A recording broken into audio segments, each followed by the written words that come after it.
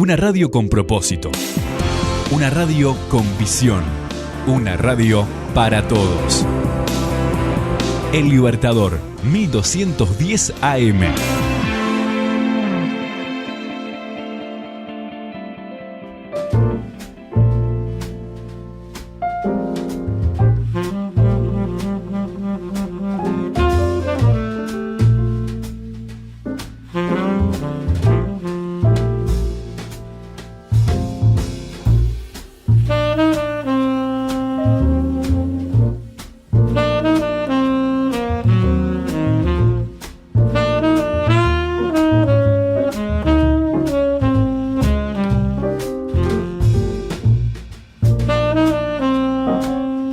Continuamos con Punto de Partida. Y bueno, y como es habitual, cada semana tenemos nuestro bloque de salud. La semana pasada estuvo Jenny, también estuvo Fernando Brit. Y bueno, esta semana tenemos a Jorge Patpatian para hablar de un tema muy interesante. Pero antes le damos la bienvenida. ¿Cómo estás, Jorge?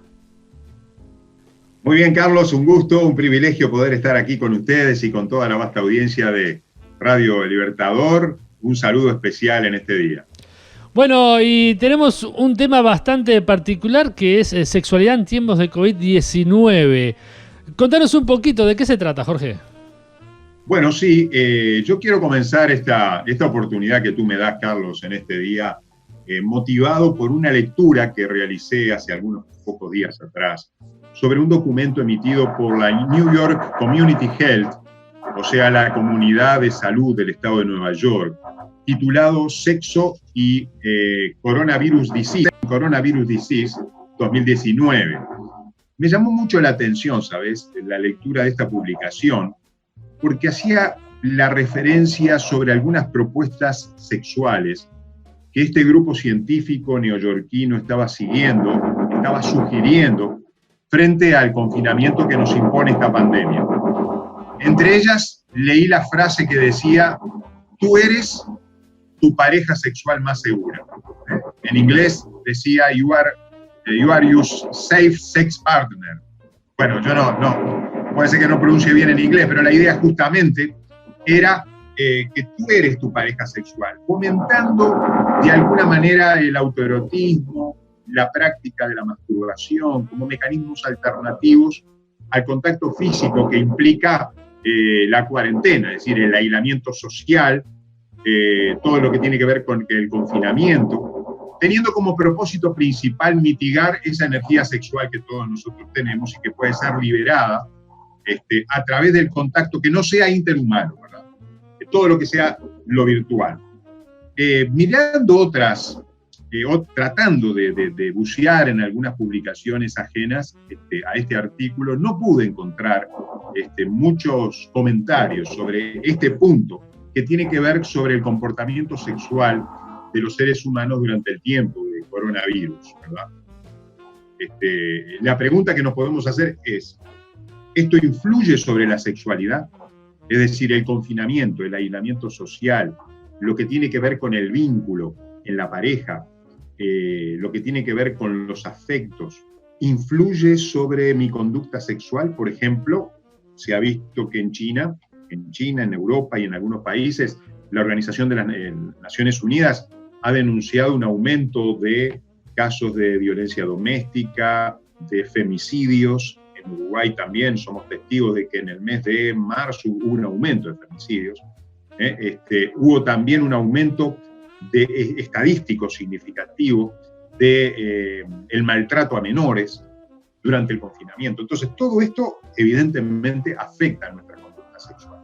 Entonces, la alternativa que se quiere promover de alguna manera es, disfrutar una sexualidad en solitario con las herramientas virtuales que hoy disponemos. Vale decir, por ejemplo, lo que tiene que ver con el sexting, lo que tiene que ver con el chateo romántico, el chateo erótico, encontrar personas en las cuales podamos canalizar nuestra energía sexual. La gran pregunta que uno tiene, ¿verdad?, es si todas estas sugerencias que van por el mismo lado, aquellas que tienen que ver con este artículo de la Comunidad de Salud del Estado de Nueva York y otras que más o menos pude encontrar, todas van por el mismo camino, ¿verdad? Disfrutar una sexualidad desde el punto de vista virtual. Entonces, la pregunta que yo le hago a los oyentes, y que yo me hago también, teniendo como base principal que la sexualidad no es una ciencia. Si nosotros aprendemos matemática, Carlos, vamos a darnos cuenta que 2 más 2 es 4 en cualquier parte del mundo, en cualquier situación, en cualquier estado social, en cualquier estado de confinamiento o no, 2 más 2 en todo el mundo es 4. Pero en materia de sexualidad no, porque no es una ciencia exacta, está rodeada de mitos, está rodeada de ideologías, está rodeada de conceptos personales, colectivos, sociales, históricos, religiosos. Pero la pregunta que nosotros tenemos es, bueno, ¿cuál es la mejor manera de sobrellevar esta pandemia y que no afecte nuestra vida sexual? Y yo me pregunto si estas sugerencias pueden traer como consecuencia otras consecuencias que pueden ser definitorias para la conducta sexual humana. Entonces, la pregunta que yo me hago ¿es válida la práctica del autoerotismo, de la masturbación, de la pornografía, del sexting, del sexo virtual, sin que nosotros tengamos alguna consecuencia negativa para nuestro futuro sexual? Esa es la pregunta que yo creo que es importante hacerlo, ¿verdad? Y con respecto a esto, Carlos, me parece que hay algunas reflexiones que podemos decir en esta mañana, en este día. Entonces, frente a esta pregunta, ¿cómo podemos responder entonces ante estas sugerencias que los expertos nos hacen? Si el sexo virtual es una alternativa válida, es una alternativa beneficiosa para el ser humano, ¿qué es lo correcto? ¿Qué sería lo incorrecto? Bueno,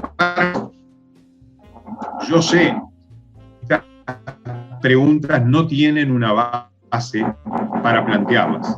¿Por qué? Porque nos guiamos en una sociedad que desde el punto de vista de la sexualidad está ideologizada. Nosotros tenemos básicamente 2 o 3 premisas que son ejes centrales de la conducta humana con respecto a la sexualidad. En primer lugar, por ejemplo, bueno, cada uno es libre de hacer lo que quiera. El erotismo hay que evacuarlo, hay que sentirlo, hay que experimentarlo, y eso tiene 2 o 3 límites, que podríamos decir. Primero, que no me haga daño personal. Segundo, que no haga daño a terceros. Y tercero, que no haya una falta de voluntad, una falta de consentimiento en la práctica. Bueno, la pregunta es, ¿esto es suficiente? Bueno, para contestar esta pregunta, Carlos, a mí me parece, y para los oyentes que seguramente tendrán su opinión, yo creo que es importante decir o recordar frente a esta propuesta y esta facilidad que el confinamiento nos da para experimentar otras prácticas sexuales, creo que es importante decir 3 cosas, básicamente, ¿verdad? Por lo menos en este día yo quiero compartir estas 3 realidades que me parecen buenas, necesarias, imprescindibles para tener una conducta, un sentimiento y una actitud sexual adecuada. En primer lugar... Antes, ¿te puedo hacer una pregunta? Sí. Por ahí se dice que el sexo es una función fisiológica fundamental. ¿Es así? Perdóname, sabés que hay dificultades para escuchar. Decímelo de nuevo la pregunta, por favor. Si el sexo es una función fisiológica fundamental. Ahí está. Bueno, perfecto. Ahí empezamos. Mirá, esa es la primera que yo quiero decir. Y por ese camino va. Es muy buena la pregunta, ¿verdad? Algunos pensamos que la sexualidad es un instinto que debe ser canalizado, un instinto que es imprescindible para la vida, un instinto que no podemos dominar, que no podemos controlar. Primero, yo creo que es importante que el comportamiento sexual humano lo debemos de diferenciar del resto de los seres vivos. La sexualidad en los animales es instintiva, es biológica, es exclusivamente biológica. Los afectos no cuentan en la sexualidad de los animales. Es imprescindible para la vida, como tú decías. En ese sentido, como es un instinto, no es imprescindible para la vida. Imprescindible para la vida es respirar. Si no respiramos, nos morimos. la sexualidad no es, la práctica de la sexualidad, la práctica del sexo, no es imprescindible para la vida, pero en los animales es instintiva y biológica. ¿Qué es lo que nos diferencia de los animales? La gran diferencia de la sexualidad humana con respecto a la sexualidad animal es los afectos. Los afectos no cuentan en la sexualidad de los animales, pero en el ser humano son los afectos los que dan sentido, los que dan dirección al sexo, y es lo que enriquece la experiencia sexual, evidentemente. El contacto amoroso que rodea una relación sexual produce no solo una satisfacción momentánea, sino que puede transformar esta experiencia en el mejor de los recuerdos, más allá de una experiencia biológica. Y esa impronta del recuerdo grato solamente lo dan los afectos, Carlos, que es justamente estos afectos los que impregnan a la sexualidad humana un elemento totalmente distintivo al resto de los seres vivos. Entonces, el contacto amoroso es importantísimo, el contacto afectivo con el otro, con la otra, lo distingue y es lo que enaltece la sexualidad, trasladando la posibilidad de una experiencia que es, o que puede ser en el ser humano, inmadura, egoísta, transformarla en una experiencia y una relación afectiva, complementaria y enriquecedora. Solamente los afectos es lo que producen realmente una experiencia total en la vida del ser humano. ¿Podemos tener relaciones sexuales sin afecto? Podemos tener experiencias sexuales, autoerotismo, masturbación, experiencias sexuales que me lleguen a satisfacer mi libido y que tenga una experiencia orgánica, por supuesto, porque es biológico, porque es instintivo, porque está rodeado de elementos neurobiológicos y endocrinos y cerebrales. Toda la economía humana está al servicio de la sexualidad y de la reproducción, evidentemente, pero de la sexualidad también. Pero la gran diferencia es que cuando hay afecto, esa experiencia humana, que es simplemente biológica, puede transformarse en una experiencia afectiva, sentimental, emocional, que justamente es la frutilla de la torta. Solamente cuando existe esta experiencia podemos reconocer que hay una experiencia sexual humana completa. Completa. Lo demás es inmaduro. Lo demás es comerse una fruta verde. Y alguien me puede decir, yo puedo comer una fruta verde porque me gusta, porque no le hago mal a nadie, porque me apetece. Y yo le digo, sí, lo podés comer, evidentemente que lo podés comer. Pero promover el comer una fruta inmadura, esperando el tiempo que pueda madurar, bueno, es una experiencia que no es completa.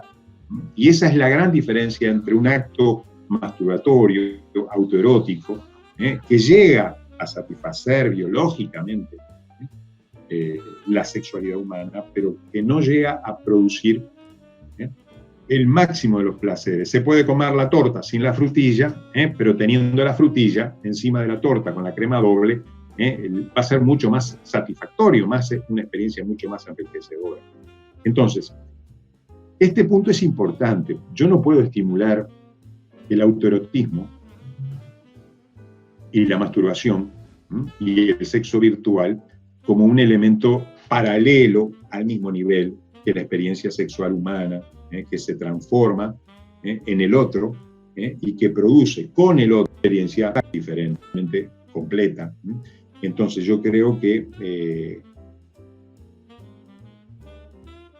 vaya esta reflexión también para pensar de que por qué conformarse con poco, por qué estimular menos, si podemos tener un control y un dominio de la sexualidad, llegado el mejor tiempo, poder disfrutarlo en forma correcta. Ahora, cosas que no hay tiempo, seguramente, Carlos, ¿no?